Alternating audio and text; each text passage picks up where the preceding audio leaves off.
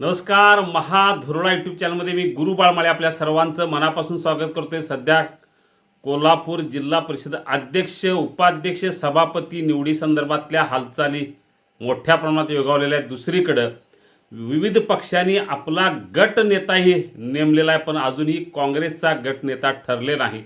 2 दिवसात हा गट नेता ठरण्याची शक्यता आहे. भाजपनं तानाजी पाटील यांची गटनेता म्हणून निवड केली. राष्ट्रवादीनं सुधीर देसाई यांना ही संधी दिली आणि शिवसेनेनं अरुण जाधव यांना गटनेता म्हणून नियुक्त केलेला आहे.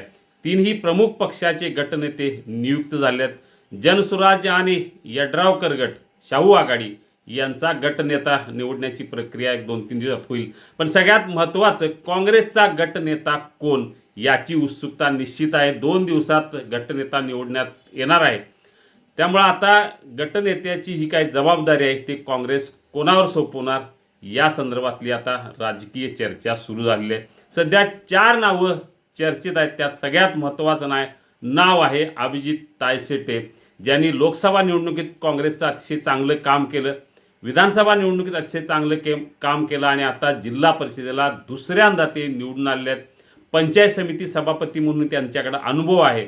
त्यामुळं अभिजित तायसेटे यांनाच गटनेता, काँग्रेसचा गटनेता म्हणून संधी मिळण्याची शक्यता जास्त आहे.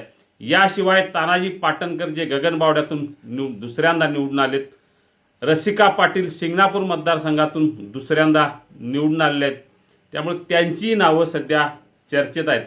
जे तानाजी पाटील, रसिका पाटील, एकनाथ पाटील जे निगवे खालसामधनं दुसऱ्यांदा निवडून आलेले आहेत, दक्षिण मतदारसंघात आहेत, यांच्याही नावाची चर्चा आहे. या 4 पैकी एकाला काँग्रेसचे गटनेता म्हणून पद मिळण्याची चिन्ह आहे.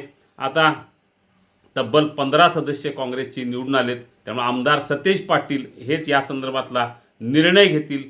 त्यामुळे आता अभिजित तायसेटे की एकनाथ पाटील याबाबत आता 2 दिवसात निर्णय होणार आहे. सध्या तरी अभिजित तायसेटे यांचंच नाव आघाडीवर आहे, पण ऐनवेळी काय होणार हे पाहूया. 2 दिवसात या संदर्भात गटनेत्याची निवड होईल.